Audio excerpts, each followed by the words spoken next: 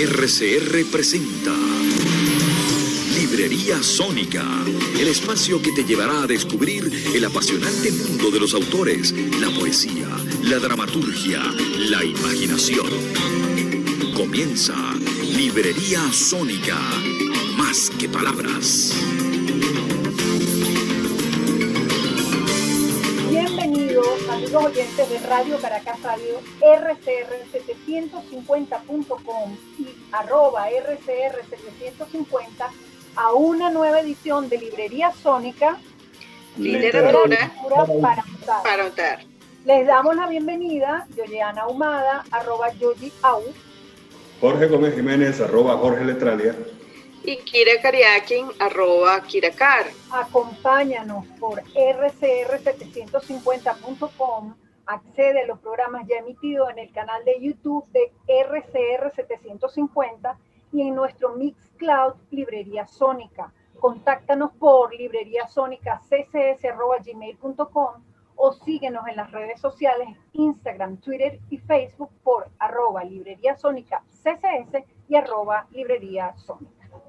Y no dejes de visitar los perfiles de Radio Caracas Radio en Twitter, Instagram, Periscope y YouTube como @RCR750 y la página web rcr750.com. En el programa de hoy tendremos con nosotros, como ya pueden ver, a Fedosi Santaella, un hombre que no necesita mayor presentación. Él es el autor de El barco invisible, creo que es el 29º título de la colección de poesía de Oscar Todman Editores. Bienvenido, Fedosi, a Librería Sónica. Muchas gracias, muy honrado por su invitación, por su generosidad y espero que tengamos una agradable conversa que sé que será así. Como siempre. Antes de pasar a la entrevista, vamos a comentarles algunas noticias de actualidad en el medio literario venezolano.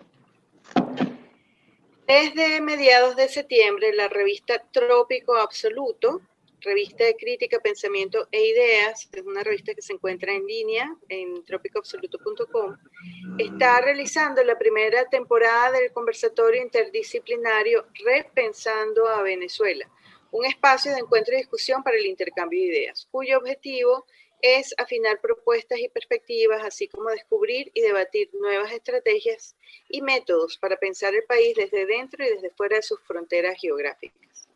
Esta revista y este conversatorio está organizado por Irina Troconis, Miguel Vázquez y Manuel Silva Ferrer, con el patrocinio del Departamento de Roman Studies de Cornell University, la Facultad de Filosofía de la Universidad Complutense de Madrid y, por supuesto, la revista Trópico Absoluto. Los materiales de las discusiones se pueden solicitar al correo irt23@cornell.edu. Entre varias de las charlas que se han realizado desde septiembre está los paisajes del subsuelo, configuraciones narrativas y espacios en la cultura del petróleo, Manuel Silva Ferrer, conversación con Gabriel Osorio y Miguel Vázquez, hacia una comunidad migratoria poética, el puente es la palabra, y aquí es la autocuña, porque es sobre la antología que hicimos Eleonora Requena y yo, que está libre en línea en el sitio de Cáritas y también en mi blog y en otras partes. Guerra y razón en Venezuela, con Alicia Ríos de Syracuse University. La Divasa, esta ya fue el 6 de octubre, varias ya han sido, con Andrés, La Divasa, diversidad sexual y similitud socio-racial, con Andrés Nascimento. El populismo como práctica gubernamental en la Venezuela actual, elementos referentes teóricos para ese estudio, que será el 20 de noviembre. Venimos de la noche hacia los restos vamos, estéticas del derrumbe en la narrativa venezolana actual, con Eugenia Arria de Lund University, que es el 4 de diciembre, y culmina en esta agenda dice que culmina el 11 de diciembre, pero creo que esas fechas han variado. The Venezuela Homeland System, Phone Apps and an ID Card for Biopolitical Control, sobre el carnet de la patria. Esto va a ser el 11 de diciembre. Todas son por Zoom Meeting, todas son de acceso gratuito y son llevadas a cabo por académicos que están estudiando la cuestión venezolana desde afuera. Yo tenía una noticia que quería compartir con nuestra audiencia, que si bien no es una novela exacta, una noticia del ámbito venezolano, es en relación a alguien que tiene mucha relación con el ámbito literario venezolano. Y es que Antonio Muñoz Molina, quien por cierto es autor del prólogo del libro de Día Salvaje de nuestra querida Keila Valdelabril, acaba de hacerse acreedor de uno de los premios más importantes que se entregan en Europa, que es el premio Médicis Étrangers, que se otorga cada año a la mejor obra de ficción traducida en Francia. El libro lleva por nombre Un andar solitario entre la gente, fue publicado por Seix Barral en España en el 2018 y ha sido traducido en el 2020 al francés. La escritora y presidenta del jurado, Marie de Riuset, lo describió como una ensoñación que nos permitirá pasearnos por ciudades y ensueños durante estos tiempos de confinamiento. En la sección de Letralia vamos a seguir ibéricos. Les hablaremos esta semana de que la Comisión de Educación del Congreso de España votó a principios de este mes a favor de una reforma a la Ley Orgánica de Educación de ese país, en la que, entre otros puntos polémicos, deja de mencionarse el castellano como lengua oficial del Estado. Esto, que parece un contrasentido, tiene mucho que ver con las tensiones internas en España en lo que concierne a la coexistencia de las regiones autonómicas y de sus respectivas lenguas. Recordemos que en ese país conviven con el castellano, el valenciano, el catalán, el gallego y el vasco. Pero también tiene mucho que ver con la política y con esa corriente que, en nuestra opinión, pretende dinamitar el Estado para obtener su control. En todo caso, la decisión será discutida en un futuro cercano en el Pleno del Congreso, junto con otras enmiendas. Luego pasará al Senado y de ahí de nuevo al Congreso, donde se aprobaría finalmente la ley. Para conocer más sobre esta situación, te invitamos a entrar en la sección de noticias de Letralia. Les recordamos que Letralia es desde 1996 la revista de los escritores de habla hispana. Para publicar con nosotros, entra a nuestro portal en letralia.com. Estamos en Facebook, Twitter y Telegram como Letralia y en Instagram como Revista Letralia. Y bueno, como ya saben y ven en pantalla, hoy tenemos en nuestro programa a Fedosy Santaella, nacido en Venezuela, Puerto Cabello, en 1970. Fedosy ha publicado con editoriales como Faguara, Ediciones B y Pretextos en España, y en 2009 fue becario del Programa Internacional de Escritura de la Universidad de Iowa. En el 2010 quedó entre los 10 finalistas del premio Cosecha Ñ de España. En 2013 ganó el concurso de cuentos del Nacional en Venezuela. Ese mismo año estuvo entre los 9 finalistas del premio de novela Herralde. En el 2016 se hizo acreedor del Premio Internacional Novela Corta Ciudad de Barbastro. En 2018 publicó el libro de poemas Tatuajes Criminales Rusos con Oscar Todman Editores, y ahora de nuevo con Oscar Todman publica su segundo libro de poemas, El Barco Invisible, que se encuentra disponible en Amazon digitalmente, y esperemos que, y bueno, digital y por impresión por demanda, y esperemos que en un futuro próximo pues se pueda imprimir y todos gocemos de esta edición impresa. El Barco Invisible, como bien dijo Jorge, es el 29º poemario de la colección Ote Poesía, bajo la dirección de Luna Benítez. El diseño corresponde a Carsten Todman y Pascual Estrada y rinde homenaje al diseñador gráfico Emil Ludwig Weiss, creador de la imagen de los libros Insert Vickery. Los collages e imagen de la portada fueron creados por la artista venezolana residenciada en Alemania, María Elisa Chiaro. Bueno, según el poeta español Emilio Martín Vargas, sobre este segundo libro de poesía de Fedosy llamado El Barco Invisible, vislumbra la imagen brumosa, casi invisible, sacudida por la marejada de una embarcación, alejándose o acercándose, pero que no va a la deriva, sino desplegando su interioridad, reavivada desde un lenguaje poético cada vez más depurado, con peso específico. Lo que somos, nuestra identidad, nuestro destino, nuestra vida, se conforman de misterios, de silencios, de miradas y de lo que creemos que somos, de lo que fuimos, de lo que otros señalan de nosotros. Somos oscuridad y luces, azares. Eso que somos es un viaje, una épica invisible que en ocasiones tiene mucho de surrealismo, de absurdo y cosa insólita. Fedosy Santaella ha convertido en Mirada una aventura, la odisea de un hombre solo, con la palabra como única brújula a través del incertidumbre. Bueno, Fedosy, bienvenido. Bienvenido. Muchas gracias. Bueno, mira, primero que nada te felicitamos por la publicación de este poemario, que es tu segundo. Y bueno, hay varias cositas que queremos preguntarte. Yo creo que quizás en el programa que hicimos sobre los tatuajes rusos hablamos de esto, pero no está mal refrescarlo. ¿Cómo hiciste el tránsito? ¿Cómo has hecho ese tránsito de la narrativa a la poesía? ¿Y cómo está la narrativa ahorita? ¿Estás escribiendo narrativa? O sea, es lo que, porque hay escritores que pueden hacerlo simultáneamente, hay otros que no. Hay otros que de repente se decantan por un solo género. Hay muchos poetas que empiezan primero, o sea, muchos escritores que empiezan primero por poesía y luego es que se van a la narrativa. En tu caso ha sido todo lo contrario, que creo que es algo menos usual. Entonces quisiera que nos hablaras un poquitico de eso para después entrar en materia sobre el libro. Perfecto. Bueno, yo la verdad que no tengo mucha idea de qué es lo que estoy escribiendo ahora, ¿no?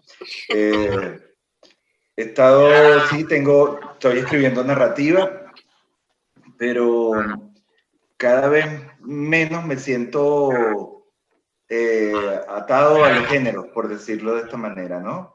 Entonces, quizás por esa búsqueda constante de no quedarme dentro de lo mismo y de hacérmela fácil a mí mismo, he estado yendo de un espacio hacia el otro, ¿no? Me suele ocurrir, por ejemplo, o me empezó a ocurrir que con la narrativa me iba hacia la poesía cuando sentía que lo narrativo se me volvía muy pesado. Se me volvía como una pared de ladrillos, las palabras me pesaban demasiado y yendo hacia la poesía encontré como una vía de destrancar esa pesadez de lo narrativo. Y yéndome por ese camino, para mí además siempre la poesía ha sido un misterio. Recuerdo cuando estaba en 2009 en Iowa, digo un misterio como un misterio de oficio, ¿no? Cuando estaba en 2009 en Iowa, me hice amigo de varios poetas, de un poeta croata, de un poeta egipcio, de una poeta jamaiquina, y todo el tiempo estaba como interrogándoles que cómo era ese asunto, porque yo no entendía nada de eso, ¿no? Y les preguntaba, bueno, pero a la hora de escribir, ¿eso es una estructura o tú escribes a lo loco? Tú te vas escribiendo lo que se te ocurre. ¿Cómo es eso? Yo no entiendo eso, ¿no? Entonces, bueno, ellos se reían, por supuesto, y me imagino que se seguirán riendo de mí, porque yo no entendía nada y preguntaba como una especie de niño curioso que no entiende nada del quehacer poético. Y creo que todavía sigo sin entender nada, pero lo intento, ¿no? De allí un poco que también mi escritura poética se encuentra en lo narrativo y lo narrativo también se encuentre en lo poético.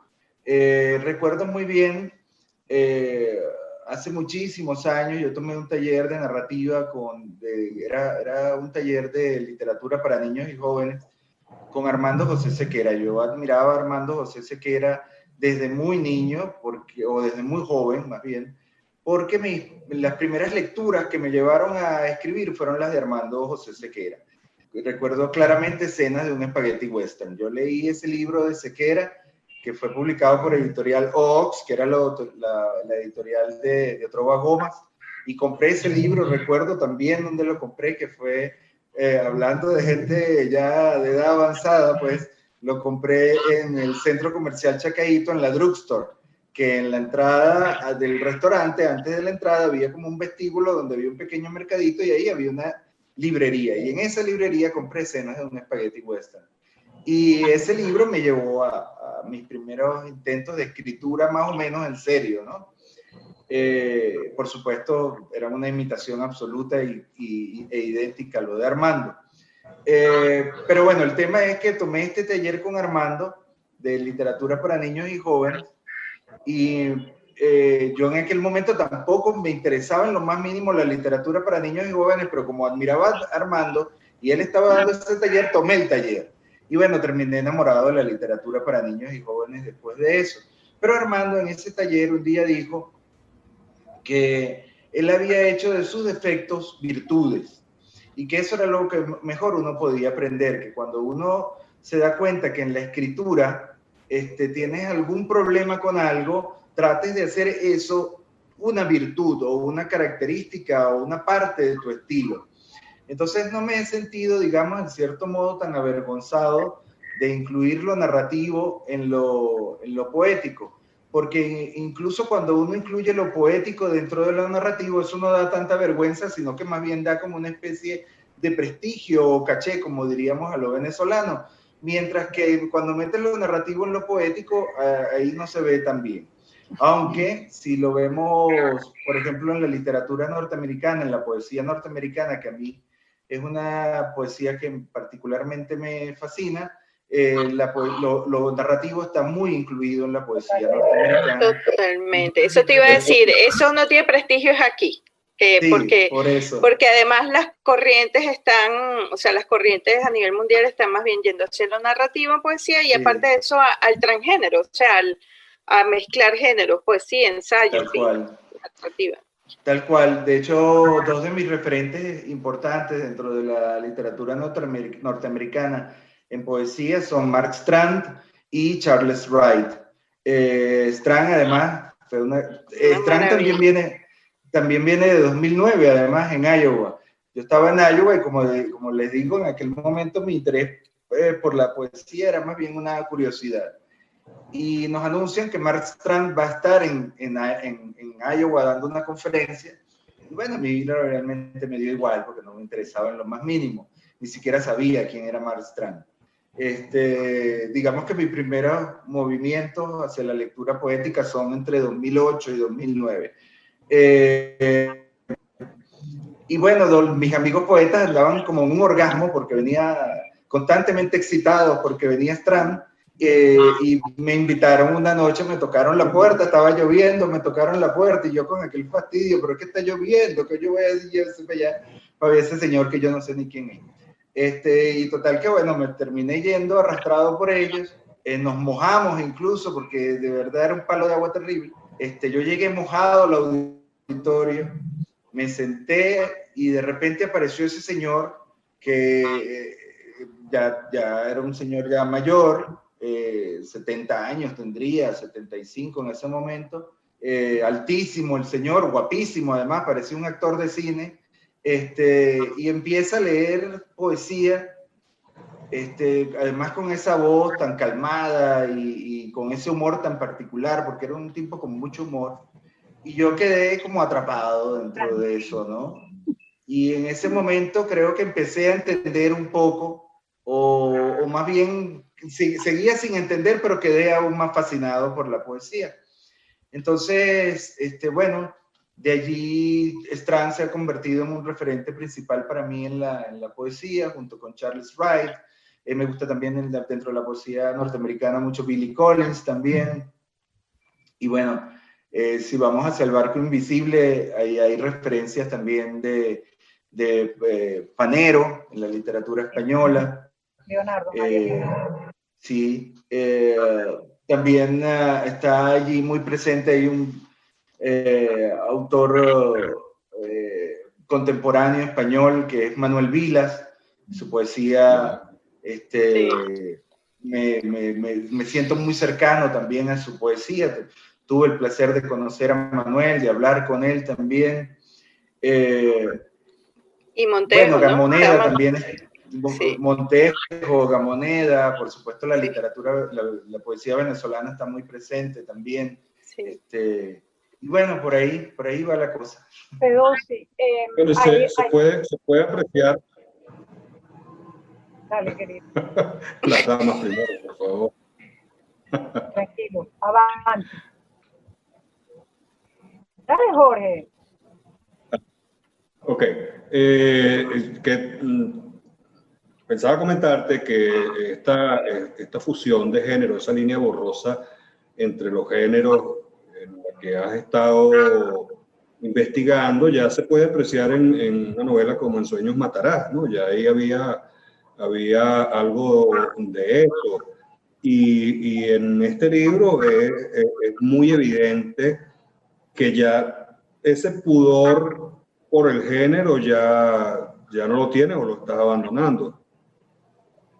¿Es así? Sí, así es.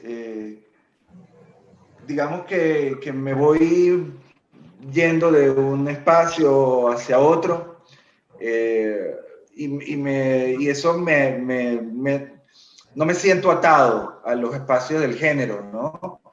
Me muevo, trato de moverme con libertad entre esos espacios de los distintos, de lo narrativo, de lo poético, incluso de lo ensayístico y hasta de la crónica. Quizás un poco como decía Nicanor Parra, por ser incapaz de juntar bien una palabra con otra, es que soy poeta, ¿no? Y no político y no filósofo. Yo creo que esta mezcla de géneros es por una incapacidad innata de mantenerme dentro de uno de ellos, ¿no? Si tratara de hacerlo en serio, se me haría muy difícil mantenerme dentro de un género en específico. Pero como tengo esta tara que me permite pasar de un espacio hacia otro, pues pareciera que lo hago con dificultad, pero en verdad es parte de mis propios defectos, ¿no? Que, como he dicho, trato de convertirlo en virtud. Es el defecto que estás aprovechando como virtud. Exactamente. Mira, pero hay un elemento muy fundamental en lo que es tu imaginario como autor, ¿no? Es decir, unas son tus evidentes influencias de la cultura pop y además del peso que tiene lo audiovisual, la cultura audiovisual, el cine, las series, que además lo haces o sea, no evades que no sea el referente directo, ¿no? Y es lo interesante, o sea, el libro es muy experimental con respecto al anterior, en el sentido que el anterior tiene una imagen muy potente que es el tatuaje ruso, y de ese tatuaje se deriva todo un viaje hacia el dolor, hacia la reflexión del poder, de la miseria humana, de la belleza, etcétera, etcétera. En este libro tú tomas, o al menos eso nos dice el que nos lleva de la mano, que es Emilio Martín Vargas, una imagen muy particular, que es un cuadro, además de un autor que es un realista. ¿Cómo inicias tú ese viaje que al final tú dices, bueno, pero espérate un momentico, el lector, ¿no? Este señor me dice que me va a montar en un barco, ya yo me imaginaba el viaje de los escafandristas, me imaginaba, y de repente me quedo como que ni siquiera encuentro dónde está la metáfora del barco, porque se convierte en una silla. Háblanos de ese tránsito y de esa cosa que es como un ornitorrinco que tiene ars poética, o sea, es un artefacto. Este libro es bien extraño. Sí, fíjate, hay varias cosas allí. En primer lugar, era un poco la intención de crear títulos inusitados, por decirlo de alguna manera, o rompedores. Sí, podríamos decir rompedores en el sentido también más coloquial, ¿no? Rompedores de... la idea un poco era que los títulos también se convirtieran en algo particular, que tuvieran una vida propia, incluso aunque pareciera aparentemente que no tenían conexión con el texto. Sin embargo, El barco invisible, el título del libro, que también va por ese mismo camino y nos adelanta un poco lo que van a ser los títulos de cada poema. El barco invisible sí tiene una razón de ser, como también todos los demás, ¿no? Aunque de una manera, digamos, muy delicada o con un hilo muy fino. El barco invisible viene un poco de un poema de Harry Almela, que habla que somos, el poema específicamente dice así: somos lo que usamos como barco, todo aquello que defendemos sobre el portulano, ¿no? El portulano es un libro de mapas, ¿no? Eso es el portulano. Entonces, a partir de esa idea que está justamente además al inicio del libro como epígrafe, somos lo que usamos como barco, yo empiezo a trabajar este libro, ¿no? O esta idea del barco invisible encaja perfecto con este verso del poema de Harry Almela. El barco invisible, evidentemente, como dice Joyanna, es invisible, no ves el barco por ningún lado. Hay un poema, sí, que es como el poema central del libro, que sí habla sobre una tripulación de un barco invisible. Y un poco la idea es que, bueno, ya llega un momento de tu vida donde te embarcas en un viaje hacia la identidad, hacia un poco repasar lo que tú eres, en lo que te has convertido, y empiezas a sopesar un poco lo que tú soñabas. Es un confrontamiento, un careo entre lo que tú soñabas ser, lo que pensabas que sería tu futuro, lo que pensabas con lo que eres actual, hacia la identidad, ¿no? Joyanna, en la introducción al barco, ¿de qué estás conformado? Estás conformado de las miradas de los demás, estás conformado del azar, estás conformado de sueños rotos, de qué es lo que termina siendo, ¿no? Un poco. De hecho, hay un poema que tiene, también estás conformado de los elementos que te dicen en la civilización qué es lo que tú tienes que ser y cómo es que tú tienes que ser, ¿no? Y el barco invisible es un poco un repaso hacia esas conformaciones, también hacia tus derrotas, pero también es una especie de acto de rebeldía que se niega o que establece todas las veces que tú te negaste a hacer lo que se supone que los demás quisieron que tú fueras, ¿no? Te trataron de hacer contigo. Entonces es como una especie de pararse a bordo de este barco invisible y darle la cara a todo lo que ha sido un poco la vida, ¿no? Esa es un poco la idea. Ok, hubo un momento en que no se te escuchó bien, ¿no? Que no, el audio no entró bien. Oh, y bueno, nos está diciendo aquí el operador que para la próxima te paremos un momentico y tal. Okay. Pero creo que en general se entendió, o sea, con todo y entrecortado se entendió lo que estabas diciendo. Fíjate que yo cuando vi lo del barco invisible, lo que pensé fue en el barco de piedra de Andrés Eloy, porque tú eres de Puerto Cabello. Sí. Y el barco de piedra, bueno, es el castillo donde estuvo el preso y qué sé yo, ¿no? Sí, Castillo San Felipe. No sé, exacto, y entonces lo asocié con ello, y no sé, me parece que a lo mejor ahí vi una referencia ahí, bueno, subliminal, el escritor inconsciente.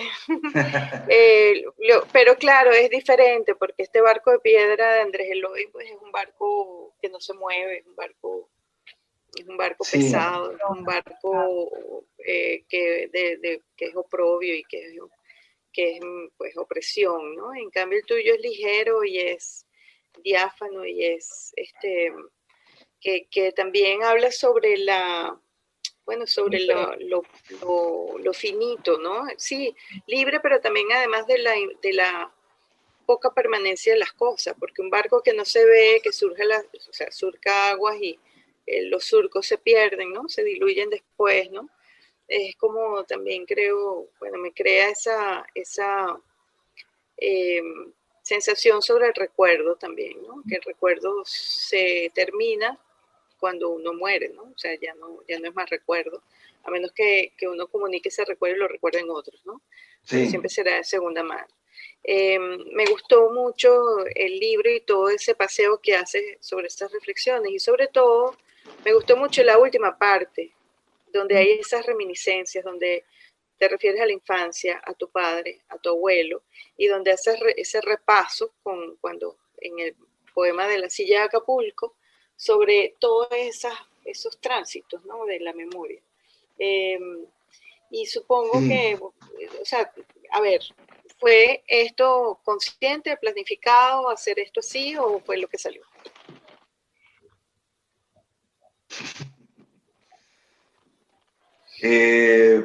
Sí, ¿no?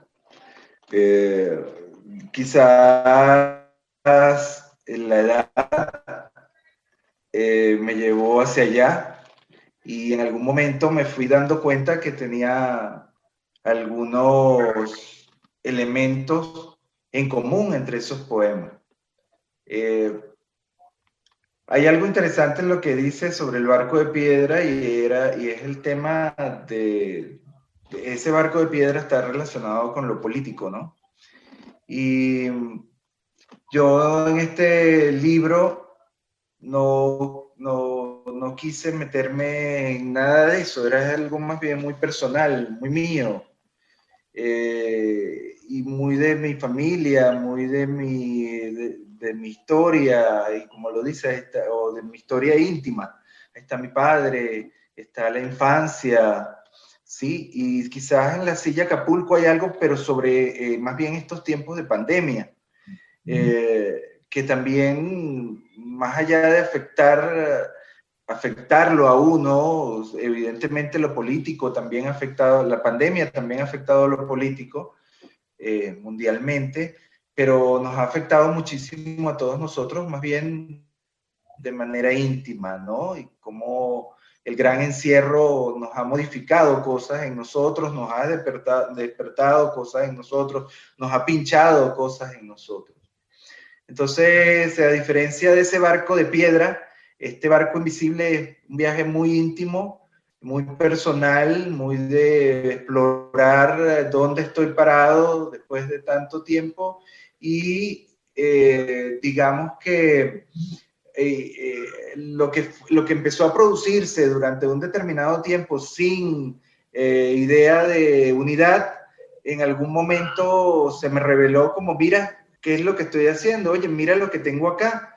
Y se convirtió en un proyecto. Yo, la mayoría de las cosas que trabajo, siempre las trabajo por proyecto.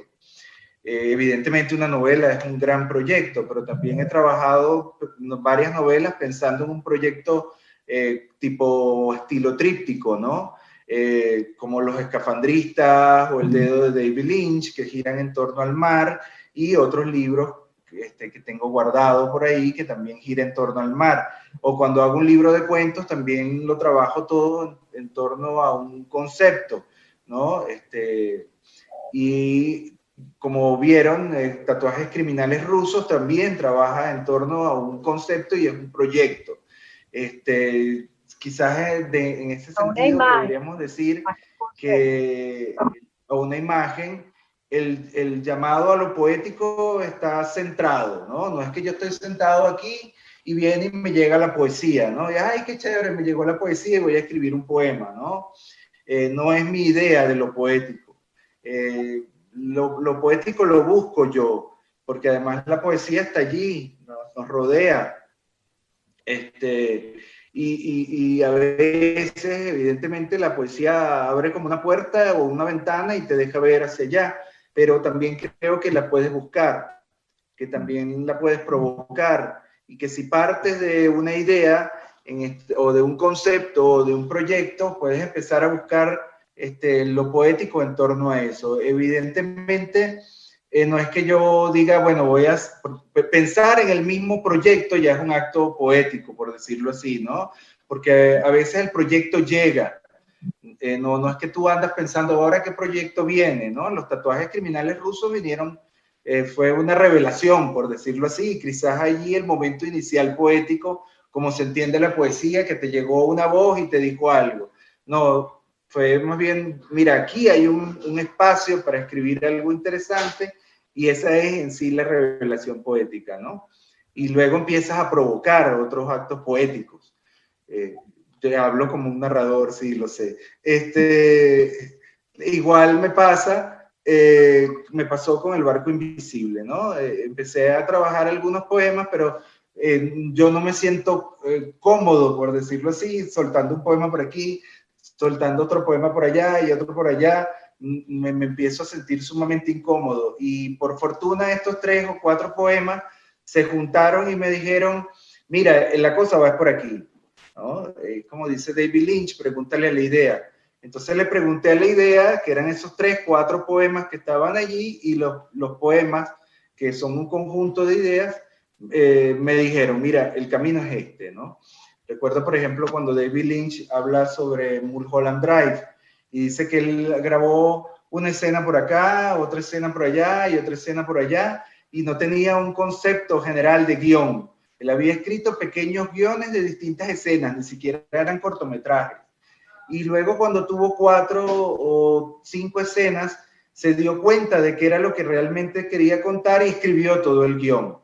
Digamos que yo seguí ese procedimiento parecido al de David Lynch en Mulholland Drive para El barco invisible. Y sí, claro, si David Lynch es mi referente para El barco invisible, pues El barco invisible terminó siendo lo que es ese artefacto que refiere Joyana. Pero sí, al final, como digo, fue un proyecto poético donde traté de trabajar el tema de la identidad, del recuerdo, de la memoria. Es una reflexión íntima en torno, digamos, al transcurrir de la vida y de lo que somos al cabo de unos años, ¿no? Claro, y bueno, y supongo que tiene que ver el hecho de que no estás ahora aquí en Venezuela, que estás en México, porque además ese homenaje está ahí en la silla de Acapulco, ¿no? O sea, Sí. esa cosa de esa referencia a que Sí. no estás aquí, que estás ahora en otra geografía, pues, ¿no? Y en Claro, bueno. referencia a eso, y quizás, bueno, no te refieres a la política, pero en ese sentido el libro es político, o sea, porque es un libro Claro. que no solo habla de la edad, sino también habla de la distancia, de que no estás en tu patria, o sea, no estás en tu país. Y por ello el recuerdo y la memoria son tan importantes, o sea, son tan fundamentales. Entonces,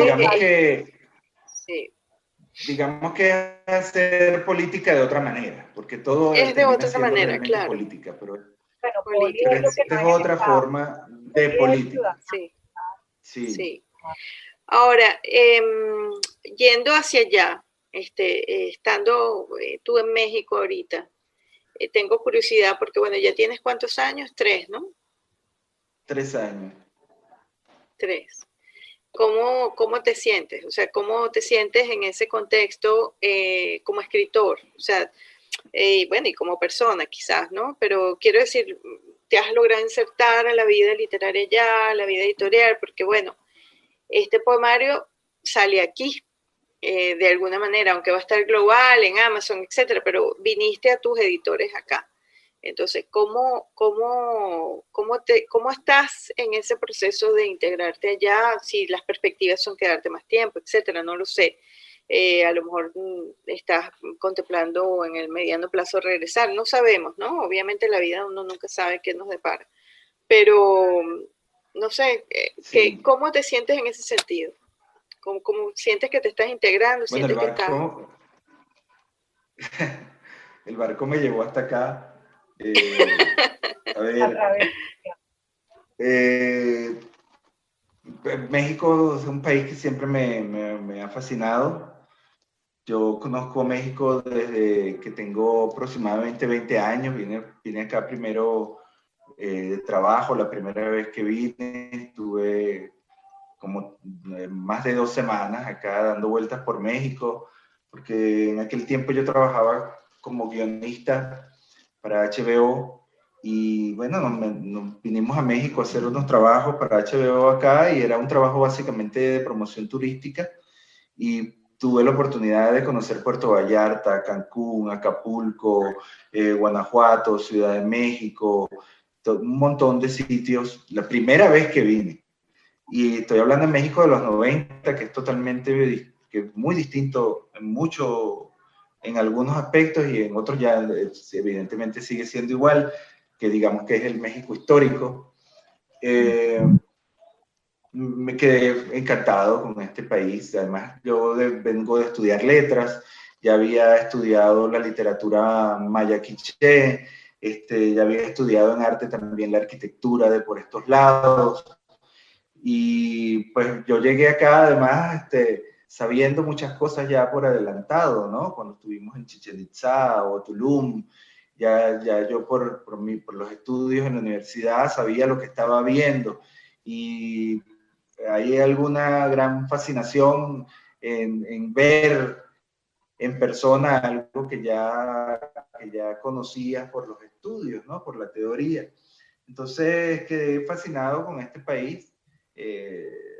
Además, bueno, la cultura popular mexicana siempre ha estado muy enraizada en nosotros, y no solamente hablo de las telenovelas, hablo de la música, la literatura. Pues para mí Juan Rulfo es fundamental en mi desarrollo como autor.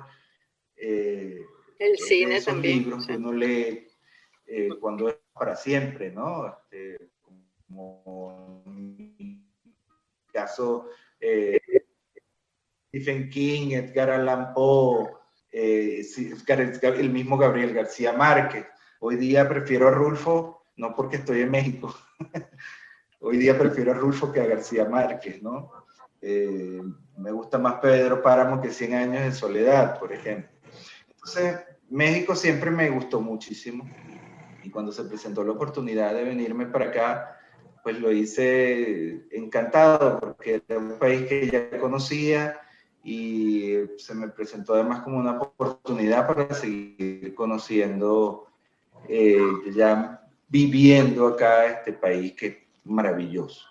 México es un país que se ha estigmatizado mucho por unas visiones muy simplistas, ¿no? Básicamente también venida de Norteamérica, pero este país es de una riqueza impresionante. Los mexicanos son personas muy complejas,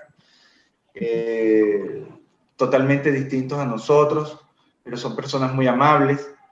Y en el sentido de lo literario, bueno, yo no vine acá a hacer vida literaria, ¿no? Vine como nos hemos ido muchos, porque ya no dábamos más en Venezuela, también para darle una vida distinta y mejor a nuestros hijos. Yo cuando vine acá, la que originalmente consiguió trabajo acá fue mi esposa.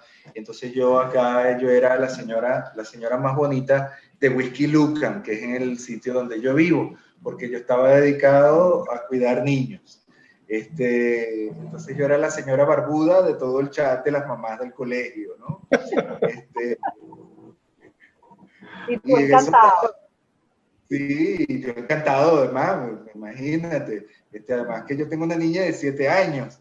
Entonces estaba en el chat de las mamás del colegio de kinder, pre-kinder, o prefers, como le llaman acá, y son todas mamás muy jóvenes. Entonces yo estaba encantadísimo, pues, ¿no? Estar en ese chat. De hecho, el chat de mi hijo, que tiene 15 a mí nunca me interesó.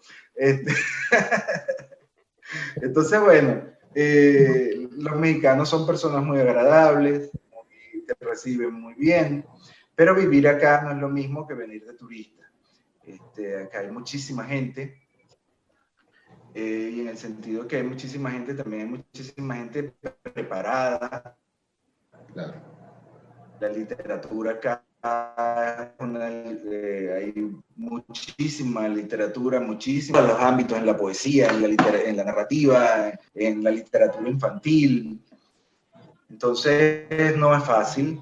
Tampoco es que lo haya intentado de una manera constante, ¿verdad? Y con ahínco, insertarme en el mundo literario de acá, porque como digo, he estado ocupado. Luego también he estado ocupado trabajando en aquello que produce dinero.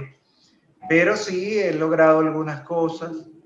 De hecho, ya firmé hace algunos días un contrato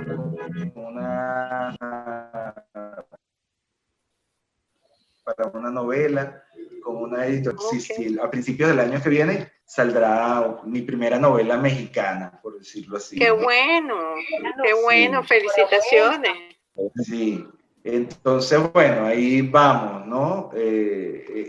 Esta es otra cultura, es otra gente, y bueno, ya lo sabemos, ¿no? Uno es uno en su país, por supuesto, y no tiene por qué tampoco abandonar a los lectores de su país y a la gente de su país y a las creencias del país.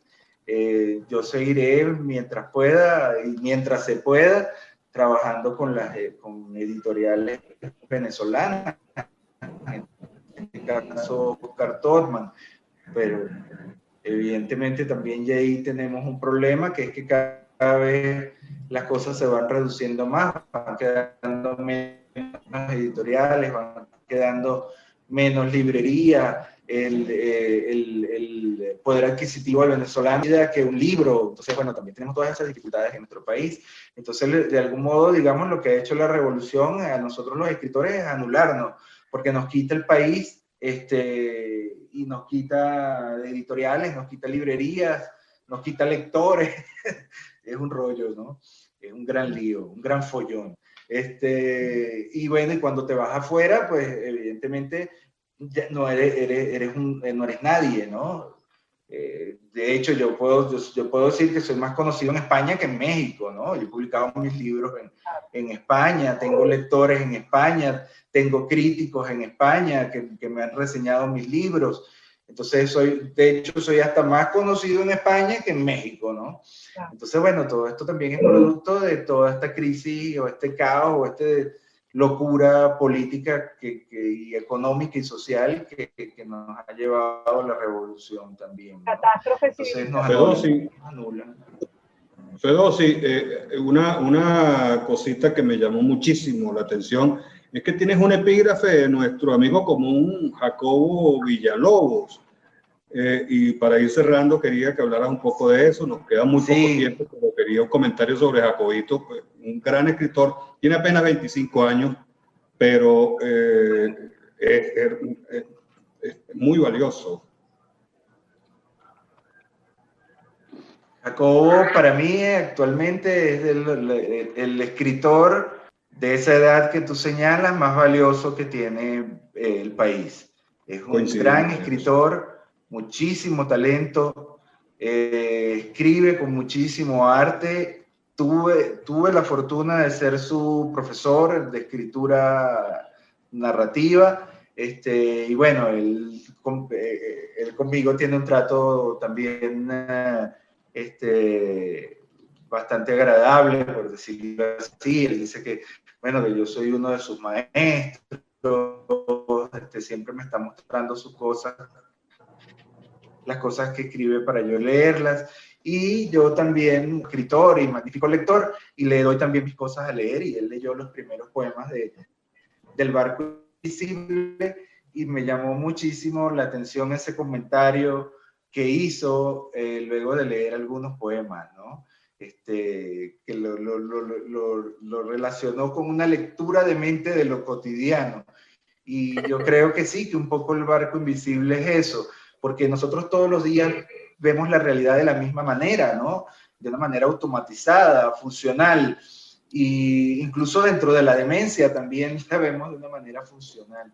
Entonces, creo que hay que extrañar un poco la realidad, darle la vuelta para verla de otra manera, y esa lectura se vuelve un tanto demente, por decirlo así, pero dentro de esa demencia podemos entender la realidad y a nosotros mismos de una manera más clara. No sé si pero sí, se nos queda un montón de cosas. Valió la pena esa lectura de Jacobo, y por eso allí ese epígrafe. Sí. Bien. Te decía, se nos quedan un montón de cosas para el próximo programa, que sabemos que en algún momento será. Y bueno, fue un gran gusto tenerte con nosotros en Librería Sónica otra vez. No, gracias a ustedes más bien siempre por su generosidad, su amabilidad y bueno, por ese gran talento de ustedes y de mantenerse y de leernos y bueno, de apoyarnos. Ahí vamos. Bien, Ahí vamos. Entre nosotros, además, porque todos somos escritores acá. Le recordamos que en la dirección general está Jaime Nestares, en la gerencia de producción Willy Zarcaya, en los controles Jan Burgo Martínez y Néstor Tobar, y quienes compartimos con ustedes. Kira Kariakin, @KiraCar. Royana Ahumada, @Yuti. Y Jorge Gómez Jiménez, @Jorge Letralia. Y así concluimos esta emisión de Librería Sónica. Literatura para untar. Recordándoles que pueden volver a disfrutar de este programa en el canal de YouTube de RCR 750. Y así nos despedimos hasta el próximo domingo. RCR presentó Librería Sónica, el espacio donde la literatura es mucho más que solo palabras.